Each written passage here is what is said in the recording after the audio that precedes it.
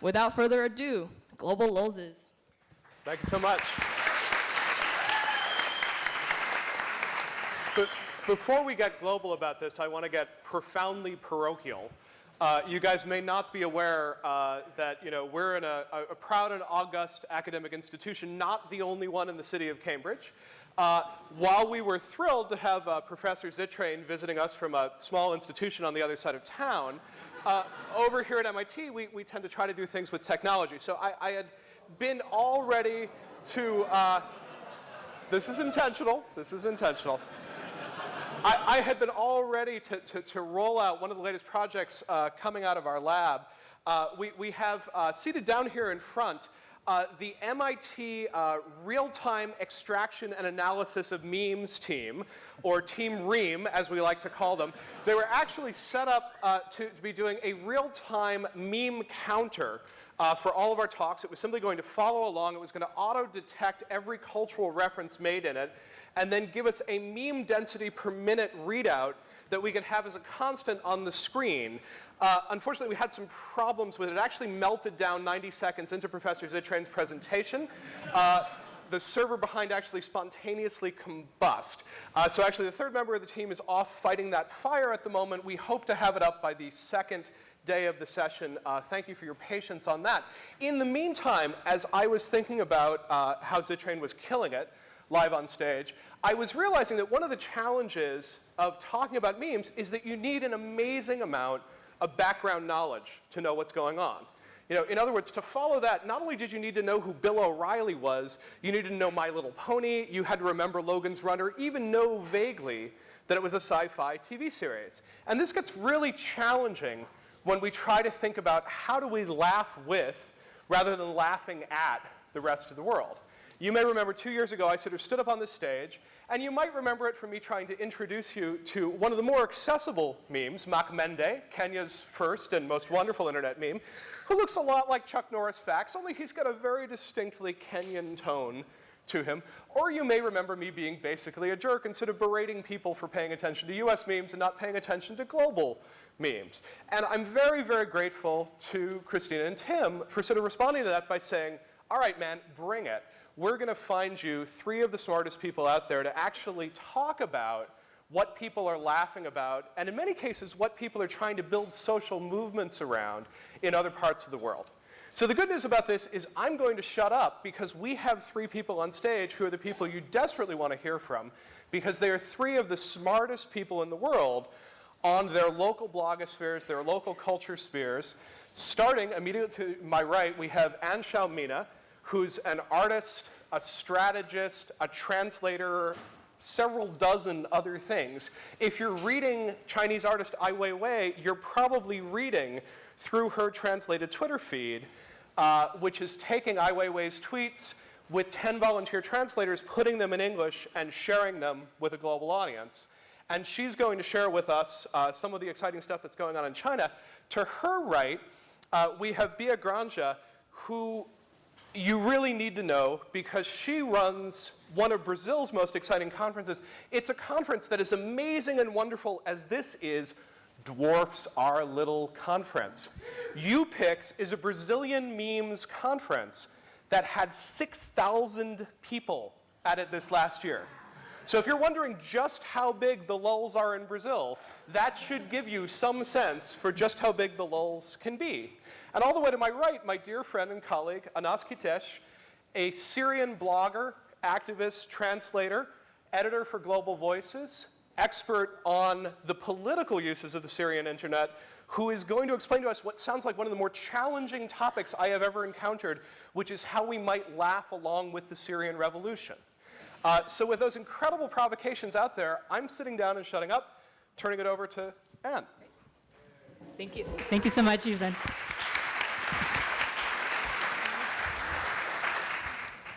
So hi, Internet Street Art. I'm looking at China's political memes in particular.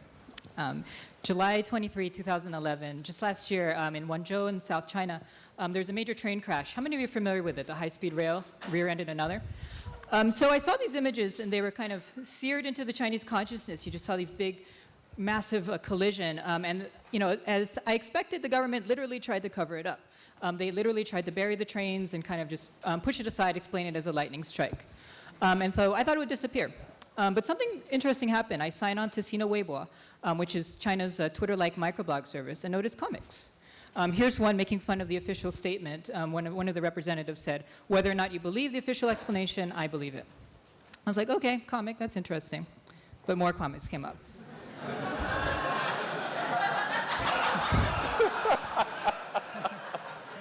I was like, okay, something's going on here. And I'm just following people, and people actually took the Ministry of Railways logo and actually remixed it into this image of death.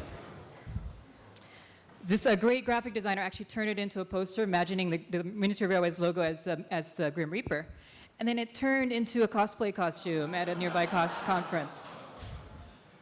There are more poetic ones. There were like really rough ones. This is a regular train ticket, starting point hell, destination hell.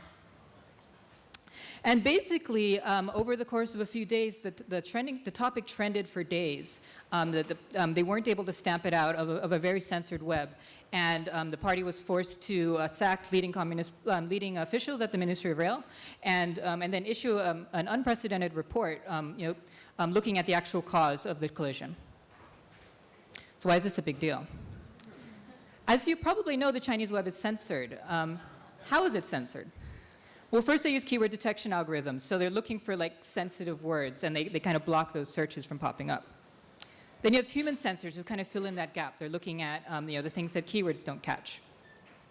There's real name registration, meaning you have to register not just your name, but your identification info. So your microblog account becomes associated with who you are. And the ultimate goal is self-censorship, which is the most powerful tool of censorship. What happens? Anything can happen, from your searches being blocked. In extreme cases, you can be invited for tea, even arrested. Those are extreme cases, but it can and does happen. So I had the great privilege of working last year with Ai Weiwei, who's a meme generator extraordinaire, as you'll see in this presentation. And it's also a way of introducing my biases. I'm interested in political memes. Ai Weiwei is an activist. And China has a really big internet. There are 512 million people online, 300 million of which are using microblogs. And a good portion of those are using it through mobile media.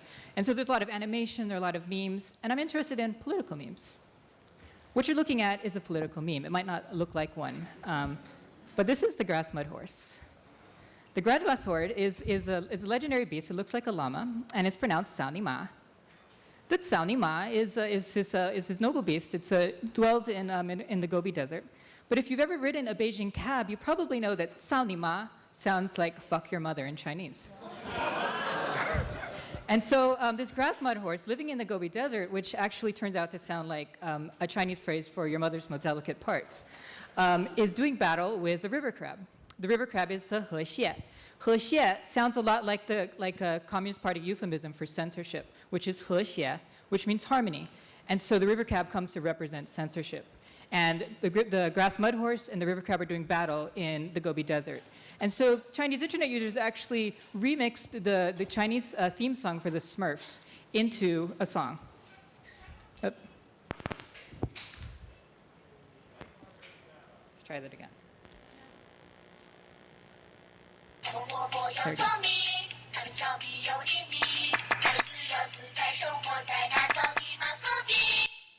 So this is like hearing the Sesame Street song, talking about effing your mother and living in your mother's most private parts.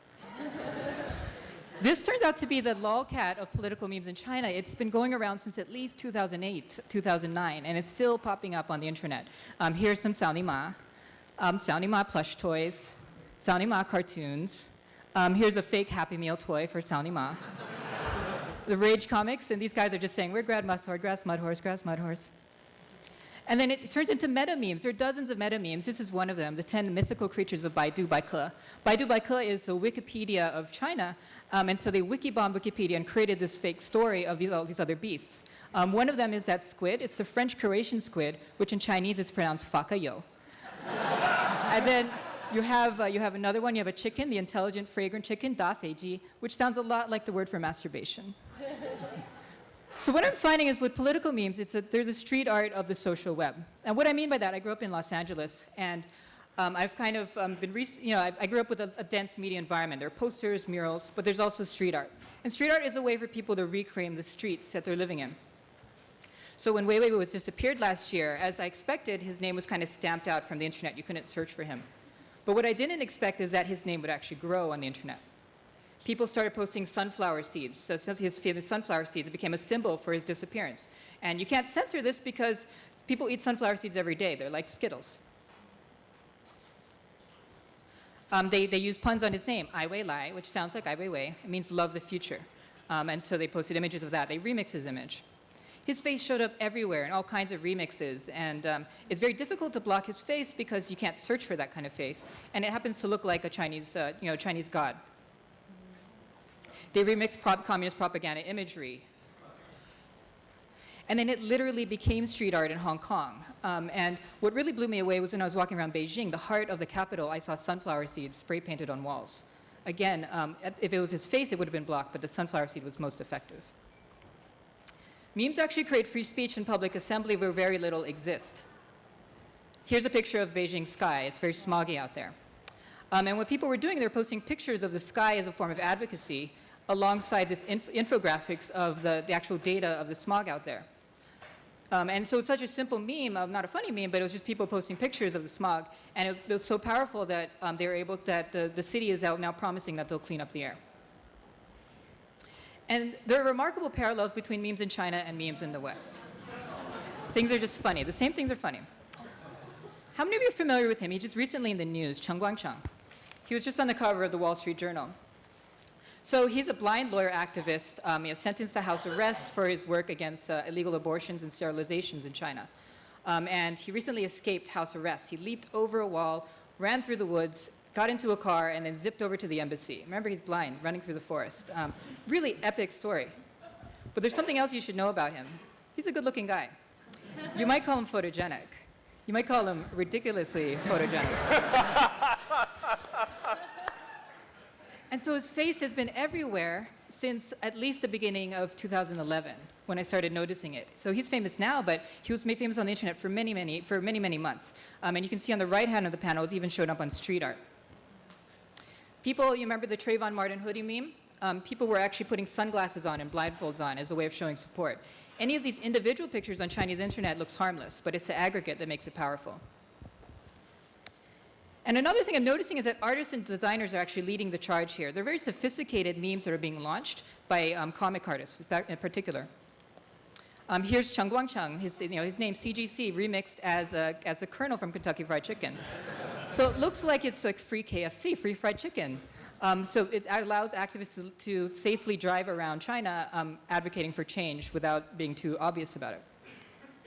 Christian Bale tried to visit him. How many of you are familiar with this story?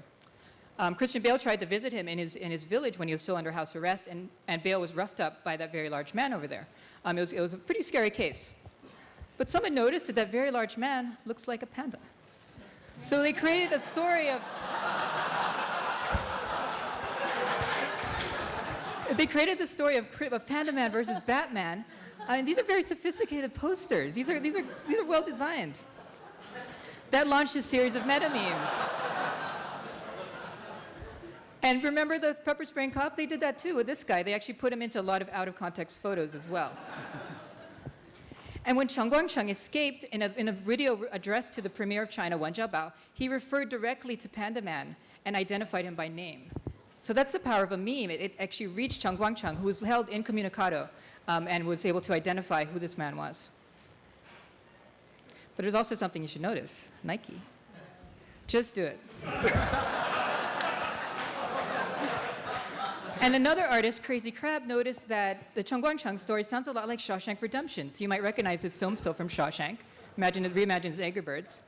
And someone reimagined it as Dongshigu Redemption, which is the town he escaped from. You can even notice the sunglasses on Tim Robbins' character. So the verdict is still out. We're not sure where these memes are going, how powerful they're going to be. But these memes are indicative of how the internet is changing Chinese citizens' relationship with the government. This participatory culture of memes is leading very slowly, I think, to a more participatory form of citizenship. One final character to introduce, Li Tiantian. Li Tiantian is a human rights lawyer based in Shanghai, and she was disappeared last year around the same time that Weiwei was disappeared. Very scary story. I'd been tweeting with her, and suddenly she just stopped. She was released around the same time Weiwei was released, and she kind of, she was told not to talk about her story. She did release a few details about it. And around that time, Weiwei was accused of pornography. He was distributing photos. Weiwei's, he likes to get naked, and he likes to post naked pictures. And so they're trying to get him on pornography. Internet wouldn't have that, of course. People started posting pictures of themselves naked. They said, wait a minute, if that's pornography, this is pornography. And so you have all kinds of obscene gestures. This one, I'll just explain briefly. It's a Cao Nima Dang Zhongyang, which means the Cao Nima, the grass mud horse, is covering the groin. It sounds an awful lot like the phrase for fuck your mother, Central Party Committee. So it's an obscene gesture that's also political. There are a few women, but for the most part, I was collecting for about a month all these pictures of men getting naked. And then I remember they were pushing, they were saying, Li Tian, you need to do this, you need to do that. I was like, no, she's not going to do this. She's being monitored. She was just sent to the far west region. But there she was. And I thought that was the most beautiful gesture, to be honest. I mean, a middle-aged woman bearing herself for everything and making it a political statement. And so just to sum it up, I mean, what I think about when I think of political memes in China is a quote from Ai Weiwei. Expressing yourself needs a reason, but expressing yourself is the reason. And this is a very powerful statement in a country where one must self-censor many times. And so these memes are kind of pushing that and pushing that kind of culture. So thank you.